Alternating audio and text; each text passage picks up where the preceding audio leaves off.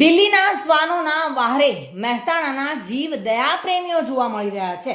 ઉડાન charitable trust દ્વારા તાજેતરમાં દિલ્હી એનસીઆરમાં શેરી શ્વાનને 8 અઠવાડિયામાં અંદર સ્થાનાંતર કરવા બાબત જીવદયા પ્રેમીઓ દ્વારા મહેસાણા કલેક્ટર કચેરી ખાતે આવેદનપત્ર પાઠવવામાં આવ્યું છે. દિલ્હીમાં સુપ્રીમ કોર્ટ દ્વારા શ્વાન અને ડોગ શેલ્ટરમાં સ્થાનાંતર નિર્ણયો સામે ઉડાન charitable trust, Jayveer sport club અને નિજાનંદ પ્રકૃતિ મંડળ સહિત મહેસાણા જિલ્લાના જીવદયા પ્રેમીઓ દ્વારા કલેક્ટર સમક્ષ વિરોધ નોંધાવ્યો છે. જીવદયા પ્રેમીઓએ ડોક્ટર મેઘા પટેલ કહ્યું હતું કે રખડતા કૂતરાઓ માટે સ્ટરીલાઇઝેશન તેમજ રેબીસી વેક્સિન કરીને માનવ જગતને સુરક્ષિત કરી શકાય છે. ભારતીય બંધારણ મુજબ અબોલા જીવોને પણ દેશમાં શાંતિથી જીવવાનો અધિકાર હોવાથી આ મુદ્દે કરેલા સુપ્રીમ કોર્ટના નિર્ણયનો વિરોધ નોંધાવ્યો હતો.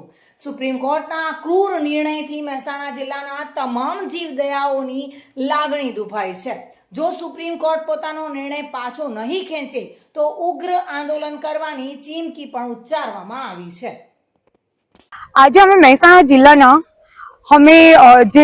જેટલી સંસ્થાઓ છે જે જીવદયા પ્રેમી છે એમાં ઉડાન charitable trust, Jayveer sports club, Nijanand પ્રકૃતિ મંડળ, તેની સાથે સ્વેચ્છાએ જે બહેનો પોતાના ઘરે શેરીમાં જે શ્વાનને રાખી રહ્યા છે, ટેક કેર કરી રહ્યા છે, તેની સાથે રોજ ખવડાવી રહ્યા છે, ફીડિંગ કરી રહ્યા છે, એવા દરેક અમે બહેનો અને ભાઈઓ મળીને આજે અમે કલેક્ટર સાહેબને આવેદનપત્ર આપ્યું.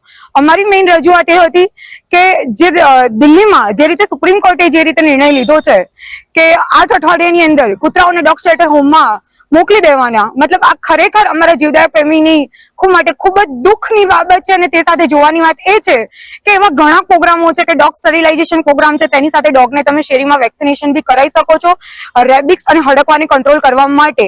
તો અમારી રજૂઆત એ હતી કે આપણે બીજા પ્રોગ્રામનો બી ઉપયોગ કરીને આના માટે આપણે કંટ્રોલ કરી શકીએ છીએ. તો અમે એ રજૂઆત આજે કલેક્ટરની કરી.